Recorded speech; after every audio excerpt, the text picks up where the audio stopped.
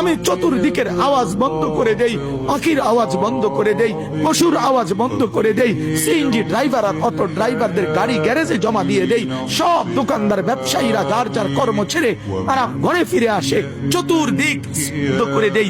আল্লাহ বলেন তুমি ঘুমাবা বলে, তুমি ঘুমাবা বলে, তুমি ঘুমাবা বলে তোমার জন্য আমি দু চোখে ঘুম পাড়িয়ে দেই।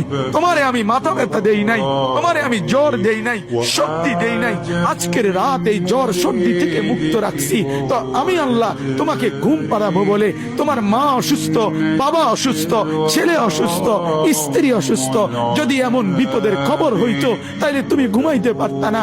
যদি তোমার পায়ে ব্যথা হইতো, আমি 2 মাস বহু রাতকে রাত আরামসে ঘুমাইতে পারি নাই, আমার পা ভাঙে গেছিল, আমি রাতকে রাত অঝরে কাঁদতাম, আল্লাহ তুমি আমার শিফা করে দাও, সুস্থ করে দাও। তাহলে আমার বন্ধু আল্লাহ বলে বান্দা তুমি ঘুমাবার জন্য আমি রাত বানালাম, আওয়াজ স্তব্ধ করলাম, দু চোখে ঘুম পাড়িয়ে দিলাম। তুমি দেখো না বান্দা, চতুর্দিকে খাট পাওয়া যায় বাজারে, আলম পাওয়া যায়, লেফ পাওয়া যায়, তোষক পাওয়া যায়, সব তো বাজারে পাওয়া যায়, কিন্তু 2 চোখের ঘুম তো বাজারে পাওয়া যায় না।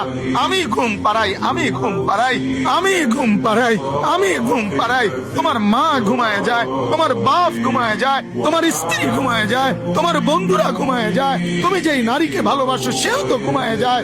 আমি আল্লাহ আমি জেগে থাকি।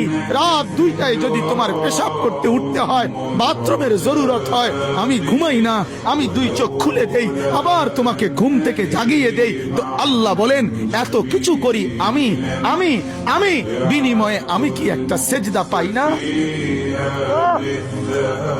এই নাফরমান সন্তান, এই মুসলমানের ছেলেরা যারা ঢুকছো এখন, বলো তুমি মুসলমানের বাচ্চা কিনা?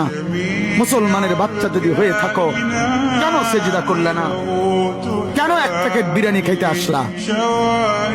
কেন আসলা বেটা? লজ্জা লাগলো না বেটা?